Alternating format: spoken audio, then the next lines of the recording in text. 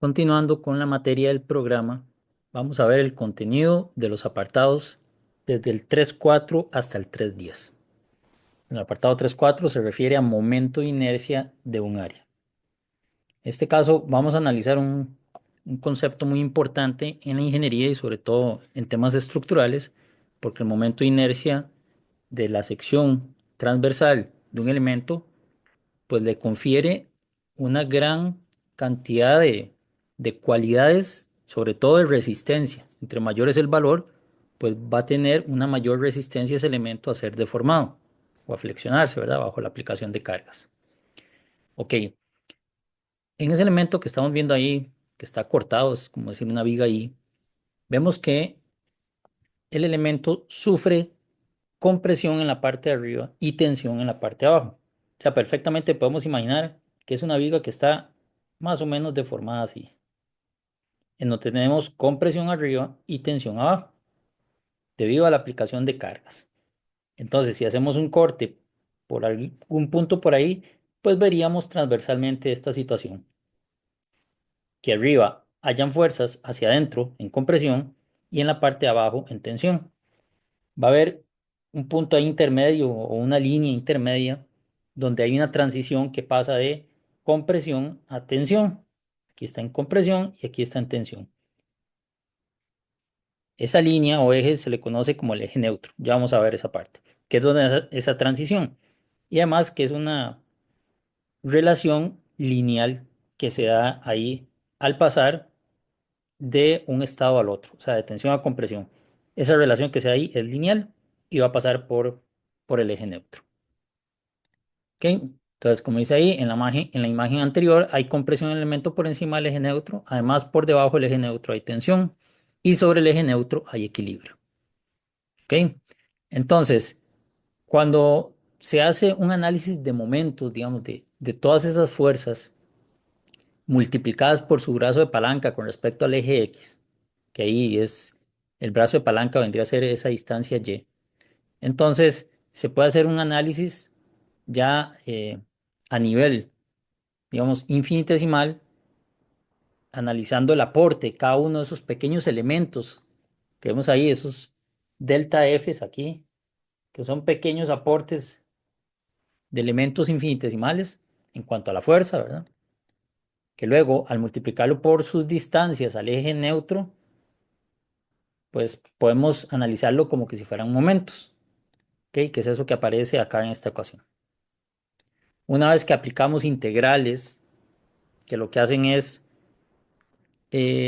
conjuntar el aporte de todos esos elementos infinitesimales, ya sabemos que una integral nos va a ayudar en ese aspecto y en términos de dA, porque ahí lo que estamos haciendo es integrando el aporte de todos esos elementos de área. Entonces, a esa integral se le conoce como el segundo momento, momento de inercia.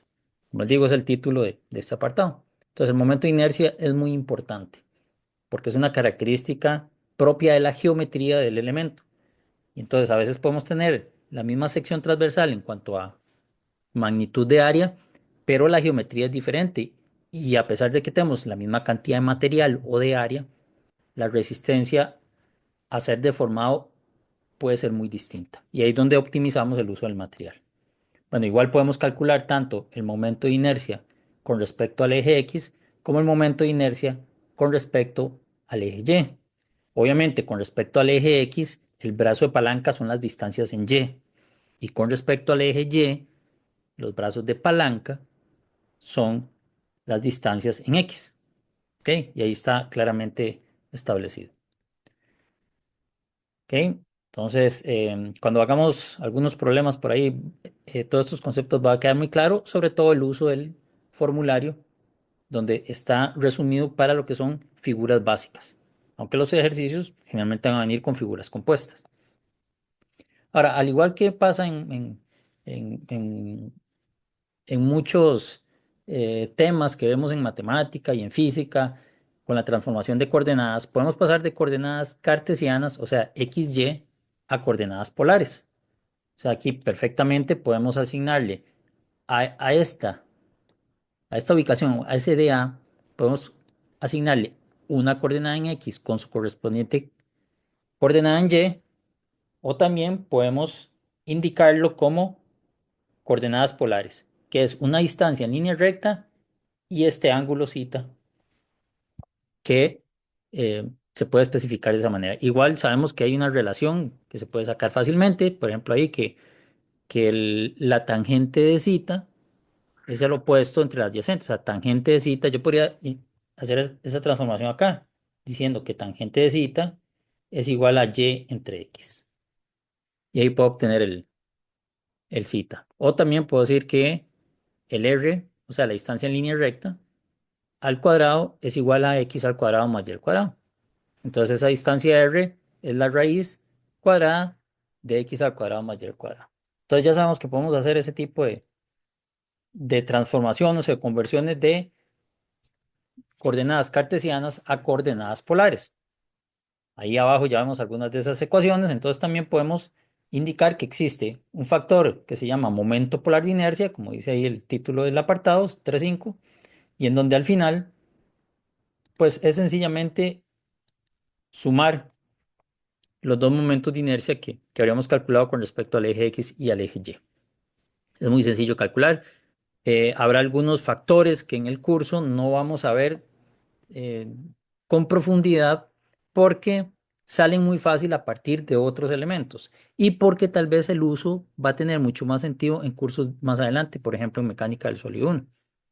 Ok, en este caso ya vamos a ver algunos factores por ahí también que vamos a ver, que debemos de entender porque están en el programa, pero que su uso no va a estar muy reflejado en los problemas que veamos en el curso, porque, por ejemplo, acá, si yo les pido el momento polar de inercia, si ya calcularon el momento de inercia con respecto a X y con respecto a Y, pues el momento polar de inercia nada más sumar esos dos valores, o sea, no nos está aportando nada. Ahora, en cursos más adelante, ese momento polar de inercia sí lo vamos a ocupar para hacer cálculos y entonces ahí sí es una parte integral de otros cálculos. Pero en este caso, para aspectos del curso de estática, lo que me interesa principalmente es que sepan calcular los momentos de inercia, el I, ya sea con respecto a X, a Y, e inclusive vamos a ver más adelante que puede ser con respecto a X' o Y', porque esos ejes podrían variar. Pero ya vamos hacia eso. ¿Ok? A qué se refiere este apartado 3.6 que dice radio de giro de un área? Bueno, dice, si consideramos el momento de inercia que genera un área con respecto a un eje horizontal o vertical, entonces el radio de giro se refiere a la distancia lineal en una tira muy delgada y en ese mismo eje donde se produce el mismo momento de inercia. O sea, sencillamente que toda esta área que tenemos acá, si la pudiéramos concentrar en una línea muy delgada, el radio de giro sería a qué distancia debo yo ubicar para obtener el mismo momento de inercia que tenía esta área originalmente. Eso con respecto a X o con respecto a Y. Por eso aparecen los dos radios de giro, el KX y el KY. ¿Ok? Entonces, eso es lo que significa radio giro. Es un dato también importante en temas, sobre todo que tiene que ver con el área estructural, que más adelante en otros cursos le van a ver cuál es el sentido y la utilidad. Que ahorita para este curso es nada más que entendamos que ese es el concepto, pero como es un cálculo, vean, igual, es un cálculo muy sencillo en el cual a partir de tener el momento de inercia y el área de la sección transversal, sencillamente el Kx es agarro el momento de inercia en X, lo divido entre el área y le saco raíz. Entonces igual es una operación matemática adicional que me da otro valor, un valor con un cálculo adicional, pero que, que no sabemos todavía cómo utilizarlo. Entonces, lo importante en este caso es que ustedes sepan calcular momentos de inercia, que sepan que el radio giro, que sepan que es momento polar, pero esos cálculos, como son, se vuelve un cálculo matemático, no es tan importante todavía a nivel del curso. ¿Ok? Y al igual que puedo obtener el radio de giro en términos de X y Y, pues también hay, o sea, un radio de giro polar que yo lo puedo calcular. ¿Y cómo? Bueno, es el cuadrado, la raíz cuadrada de esos dos radios de giro, o sea, el X y el Y elevados al cuadrado. Entonces vean que siguen siendo cálculos matemáticos donde vamos a seguir obteniendo nuevos factores o nuevos términos, pero que todavía no sabemos para qué nos va a servir. En otros cursos, pues sí será, pero que sepamos de antemano que existen, cómo se calculan y el uso ya lo verán más adelante. Ahora, este es el apartado quizás más importante en estos temas de momento de inercia y es el teorema de los ejes paralelos. ¿Qué es lo que nos dice eso? Bueno, si ustedes se fijan, vamos a ver el formulario. Si ustedes ven en el formulario tenemos unos momentos de inercia, por ejemplo, con respecto al eje horizontal X, con respecto al eje vertical Y, pero también tenemos los momentos de inercia. Esta rayita arriba significa que es con respecto al centroide. Entonces, el XC es con respecto al eje centroidal y el YC es con respecto al eje centroidal, pero ahora el vertical. ¿Ok? Entonces, esos momentos de inercia van a ser muy importantes porque son los que yo puedo utilizar para el teorema de los ejes paralelos. Por ejemplo, si a mí me piden en algún momento que quieren saber cuánto es el momento de inercia de ese rectángulo con respecto a un eje que está por aquí abajo, llamémosle X', no hay problema. Entonces, ¿qué pasa? Que cuánto es el momento de inercia que genera toda esta área con respecto, pero ahora a este eje. Bueno, yo aquí tengo 4 datos, pero ya están relacionados a ejes específicos. Entonces, yo puedo trasladar el momento de inercia, o sea, ese I X', yo lo puedo obtener a partir del eje centroidal. O sea, a partir del dato del momento de inercia del eje centroidal. ¿Cómo? Trasladándolo acá. Solo el momento de inercia que tiene que ver con los centroides. Estos primeros dos no los puedo trasladar, no me van a servir. Esos solo me sirven cuando el eje coincide con X o con Y, que es con la parte donde, como está indicado en la figura, donde pega el eje por debajo o lateralmente. Pero cuando yo trasladar el valor del momento de inercia de la figura con respecto a un eje que ya está alejado, tengo que agarrar el momento de inercia del centroide y trasladarlo al eje que me están pidiendo. Entonces, una vez teniendo eso claro y sabiendo que en este formulario tenemos para todas las figuras básicas, círculo, semicírculo, cuarto círculo, que empiezan a complicarse un poco porque quedan en términos de pi, triángulo, rectángulo, triángulo cualquiera y un rectángulo. Bueno, entonces volvamos acá. Entonces, ¿qué es lo que me dice eso? El teorema de los ejes paralelos. Que si yo quiero saber el momento de inercia en este eje, tengo que agarrar el momento de inercia del eje centroidal y trasladarlo acá. ¿Y cómo se hace? Bueno, a través de una fórmula, ya la vamos a ver acá. Bueno, ahí hay un análisis que se hace para relacionar todos estos factores o todas estas distancias que vemos ahí, y después de hacer el- la simplificación de las ecuaciones, donde vienen integrales, llegamos a esta ecuación. Esta es la ecuación importante, donde nos dice que la inercia en el nuevo eje, o sea, ese eje que está separado, va a ser igual a la inercia centroidal más el área por la distancia al cuadrado. ¿Qué distancia? La distancia entre esos dos ejes, el eje donde lo estoy calculando y el eje donde está el centroide. Entonces voy a poner la fórmula a la par de la figura para que sea más fácil de verlo. Ok, vamos aquí a la figura. Dice entonces que la inercia es igual a la inercia centroidal más el área por distancia al cuadrado. Entonces aquí sería que la inercia, el momento de inercia con respecto al eje AA', o sea, este de acá, es igual al momento de inercia centroidal, que aquí es B', más el área, ahí sería toda esta área, toda la figura, por la distancia al cuadrado. Y aquí está claramente cuál es la distancia. La distancia del eje centroidal al eje que estoy calculando, al eje al cual estoy trasladando el momento de inercia. ¿Veis? Son dos ejes que están paralelos, entonces la distancia es muy fácil de obtenerla. ¿Ok? Entonces, ese es el teorema de los ejes paralelos, que es muy utilizado porque normalmente vamos a tener que estar trasladando porque no todo nos va a coincidir con los ejes que vienen en el formulario. ¿Ok? Em, Igual que como hemos venido hablando, también existe un teorema de ejes paralelos para los momento polar de inercia. ¿Ok? Entonces, verán que siempre viene acompañado de esa transformación de pasar de coordenadas cartesianas a coordenadas polares. Y entonces así se van generando todos esos nuevos factores, el radio giro, ahora el momento polar de inercia, el teorema de ejes paralelos, todo va ahí, se va generando ahí de forma paralela. Ahora, ¿qué pasa cuando en este apartado que se refiere momento, inercia, áreas compuestas? Es que normalmente vamos a tener figuras compuestas. Entonces tenemos que descomponer la figura que nos dan en figuras básicas que nos coincidan con el formulario. Las figuras que son sólidas, o sea, que existen, son positivas. O sea, tienen un momento de inercia positivo.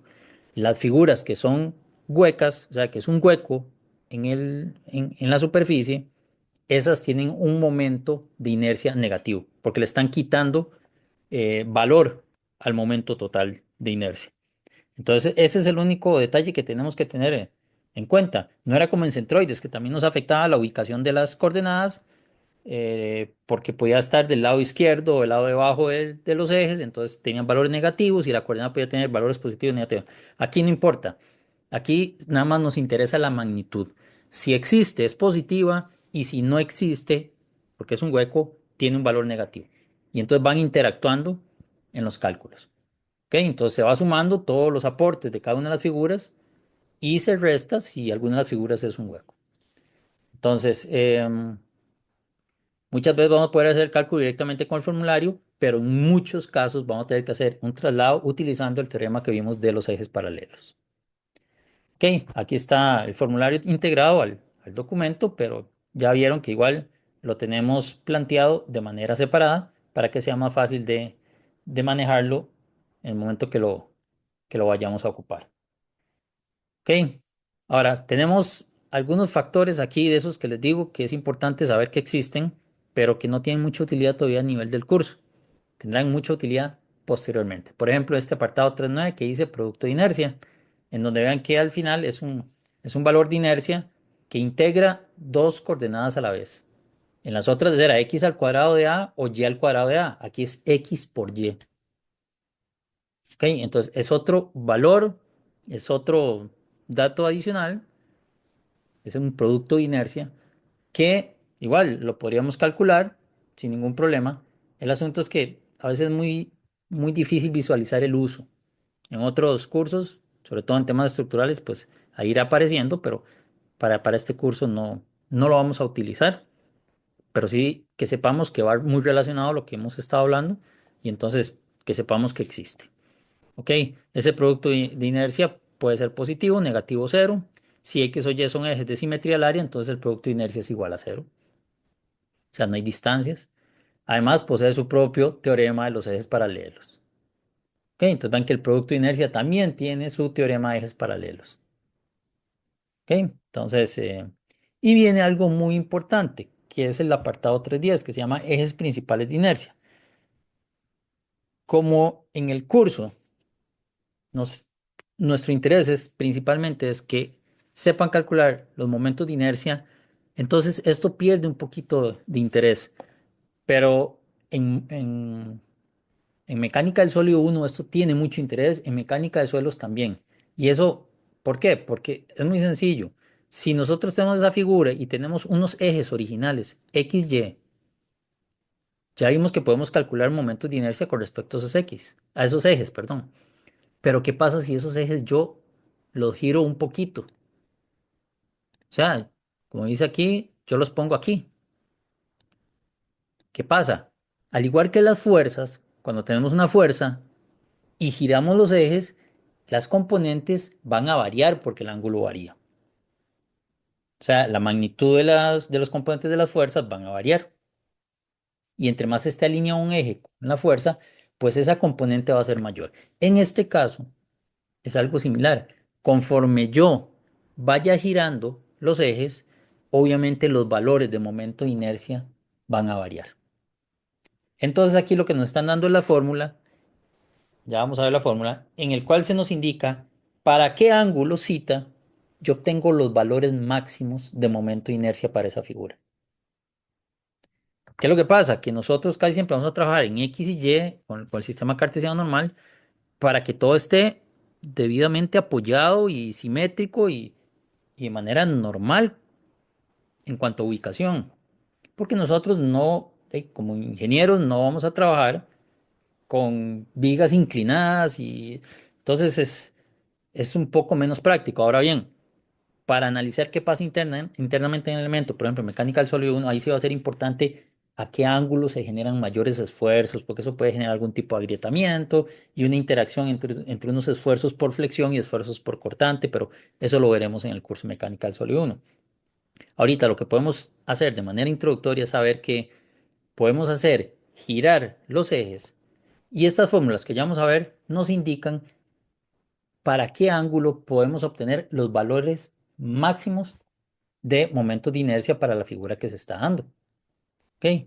Entonces, ahí igual se hace un análisis.